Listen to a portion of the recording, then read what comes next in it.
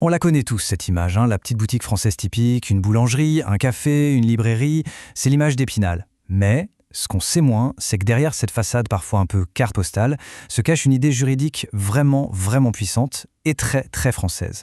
Alors on va soulever le rideau et on va aller voir ce qui se passe vraiment derrière la vitrine. Oui, c'est bien plus qu'un simple bâtiment. En fait, quand on achète ou qu'on vend une affaire en France, on ne fait pas que transférer des murs ou des caisses de marchandises. Non, on transfère quelque chose de beaucoup plus complexe, on pourrait presque dire un organisme vivant, qui a sa propre valeur. Eh bien, cet organisme, c'est justement ça, le fameux fonds de commerce. Voilà, on y est. La question qui tue, si on peut dire, qu'est-ce que c'est un fonds de commerce? C'est vrai que le terme, il sonne un peu vieillot, on est d'accord. Mais attention, il est absolument central dans le droit des affaires en France. Et surtout, il représente une valeur économique bien réelle. Alors, qu'est-ce qui se cache derrière ce mot? Bon, alors voilà la définition un peu formelle. En gros, c'est tout ce qu'un commerçant met ensemble pour faire marcher sa boutique. Ça va des choses qu'on peut toucher, le matériel par exemple, aux choses qu'on ne peut pas toucher, comme le nom de la boutique. Et tout ça, ça n'a qu'un seul et unique but, attirer et garder des clients. La clientèle, c'est le mot-clé. Et là, on touche au cœur du réacteur. C'est l'idée fondamentale, l'idée que le tout vaut beaucoup plus que la simple addition de ses parties. C'est simple, hein. Prenez un four de boulanger, tout seul, dans un entrepôt. Il a une certaine valeur, d'accord? Maintenant, mettez ce même four dans une boulangerie qui a pignon sur rue, avec une super réputation et une file de clients tous les matins, eh bien, sa valeur explose. C'est cette magie, cette synergie que le droit français a capturée et nommée le fonds de commerce. Ok, alors, pour y voir plus clair, on va imaginer le fonds de commerce comme une sorte de recette de cuisine. Une recette pour le succès, en quelque sorte. Et comme dans toute bonne recette, il y a des ingrédients différents. Certains sont très concrets, on peut les toucher, et puis il y a les autres, un peu plus abstraits, qui vont donner toute la saveur à l'entreprise. Voilà. D'un côté, on a ce qu'on appelle les éléments corporels. C'est simple, c'est tout ce qui est physique, le matériel, les outils, les marchandises en stock, le concret quoi.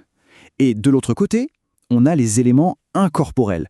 Et c'est souvent là, attention, que se cache la plus grande partie de la valeur. C'est tout ce qu'on ne peut pas toucher, mais qui est absolument crucial. Alors, regardons de plus près ces fameux ingrédients incorporels. Il y a bien sûr le nom de la boutique, son enseigne, ce qui fait son identité. Il y a aussi le droit au bail commercial, hyper important pour garantir l'emplacement. On peut avoir des brevets, des marques déposées, des licences, des autorisations, et puis, il y a l'ingrédient ultime, le plus important de tous, celui sans lequel toute la recette, eh bien, elle s'écroule. Et cet ingrédient, c'est la clientèle. C'est sans doute l'élément le plus étrange, le plus fascinant de tout le concept.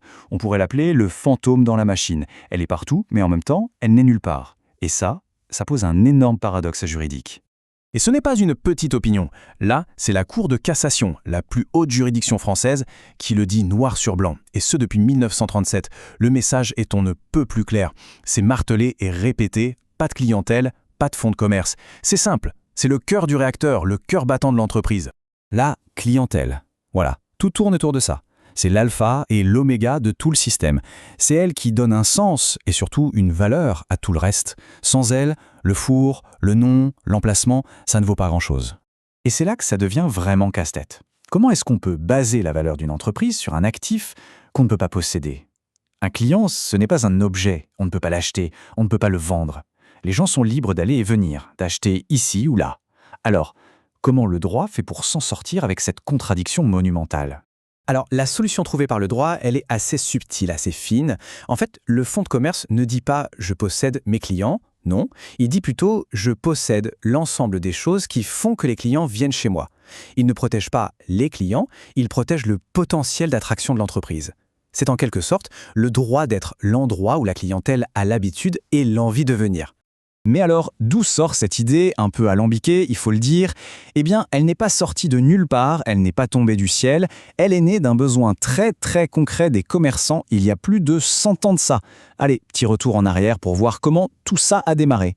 Au tout début, au XVIIIe siècle, une boutique s'était vue comme un tas de marchandises, rien de plus. On appelait ça un fonds de marchandises. Mais après la Révolution, le commerce explose, et qui dit commerce dit besoin de crédit. Sauf que pour avoir un prêt, il faut des garanties. Et là, les commerçants se disent « Attendez, ma boutique, elle vaut bien plus que juste mon stock ». Cette idée fait son chemin, et hop, en 1898, une première loi permet de mettre son fonds de commerce en gage pour un prêt. C'est une révolution. Et tout ça se concrétise avec la grande loi Cordelet de 1909, qui met tout ça noir sur blanc et organise le concept tel qu'on le connaît aujourd'hui. D'accord, mais un concept inventé pour les boutiques du début du XXe siècle, est-ce que c'est encore pertinent aujourd'hui, à l'heure d'Internet et du e-commerce? C'est une vraie question. Le fonds de commerce est un peu bousculé, il est critiqué, et il doit s'adapter pour ne pas disparaître. Voyons un peu comment il se débrouille. Alors, quelles sont les critiques? D'abord, on lui reproche d'être incomplet. C'est un peu bizarre, mais il n'inclut pas les murs, le bien immobilier, ce qui est quand même un comble. Ensuite, pour les très grosses boîtes, les multinationales, ce concept est souvent jugé un peu dépassé. Et enfin, la grande question, qu'est-ce que ça veut dire un fonds de commerce quand la boutique n'a pas de porte d'entrée, mais juste une adresse web?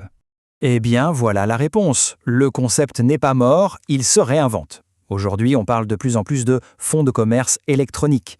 La logique de base reste exactement la même, mais pour reprendre notre métaphore de la recette, les ingrédients, eux, ont complètement changé. Et ce tableau résume parfaitement le changement. Regardez, pour la boutique traditionnelle, l'atout numéro 1, c'est l'emplacement, le droit au bail. Pour le site e-commerce, c'est le nom de domaine. Pour attirer les clients, on ne compte plus sur une belle vitrine, mais sur un bon référencement sur Google. Et les contrats les plus importants, ce ne sont plus le bail de l'immeuble, mais les contrats avec l'hébergeur du site web. C'est la même idée, mais avec des outils complètement différents. Alors, au final, est-ce que ce bon vieux fonds de commerce est en train de disparaître, ou est-ce qu'il est juste en train de se réinventer? Tout porte à croire que cette vieille dame du droit français est loin d'avoir dit son dernier mot. Elle prouve qu'elle a une capacité d'adaptation assez incroyable. Donc non, on n'assiste pas à sa mort, mais plutôt à sa métamorphose, pour continuer de coller au monde qui change. Et ça laisse une question en suspense. Quelle sera la prochaine étape pour cette idée géniale qui a compris, il y a plus d'un siècle, que la vraie valeur d'une entreprise, c'est sa relation avec ses clients?